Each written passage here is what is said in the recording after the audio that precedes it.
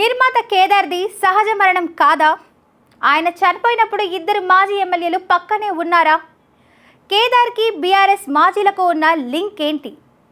ఆ టైంలో దుబాయ్లో ఆయన పక్కనే ఉన్న మాజీ ఎమ్మెల్యేలు ఇద్దరు ఎవరు అనేది తెలియాలంటే వాచ్ ద స్టోరీ.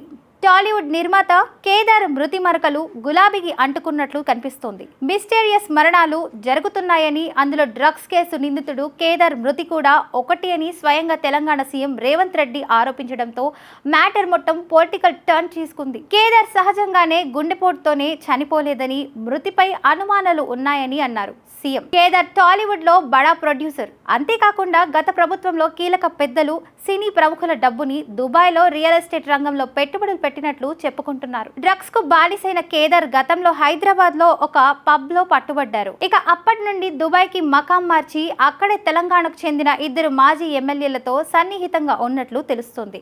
దీంతో ఇప్పుడు కాంగ్రెస్ నేతలు ఒక అడుగులు ముందుకు వేసి కేదార్ చనిపోయినప్పుడు ఆ ఇద్దరు ఎమ్మెల్యేలు అక్కడే ఉన్నట్లు చెప్తున్నారు. వికారాబాద్ జిల్లాకు చెందిన ఓ మాజీ యువ ఎమ్మెల్యే, ఉమ్మడి నిజామాబాద్ జిల్లాకు చెందిన మరో మాజీ ఎమ్మెల్యే ఆ టైంలో అక్కడ ఉన్నారన్నది కాంగ్రెస్ ఆరోపణ. ఇందులో ఒక ఎమ్మెల్యేపై గతంలో డ్రగ్స్ తీసుకుంటున్నారన్న ఆరోపణలు వెల్లువెత్తాయి. కేదార్ చనిపోగానే హుటాహుటిన హైదరాబాద్ కు వచ్చిన ఒక మాజీ ఎమ్మెల్యే తనకే పాపం తెలియదని వివరణ ఇచ్చుకునే ప్రయత్నం చేశారని, నిజామాబాద్ జిల్లాకు చెందిన మరో మాజీ కేదార్ మృతదేహాన్ని దుబాయ్ పోలీసులు తీసుకెళ్లే సమయంలో అక్కడే ఉన్నట్లు చెప్తున్నారు కాంగ్రెస్ నేతలు.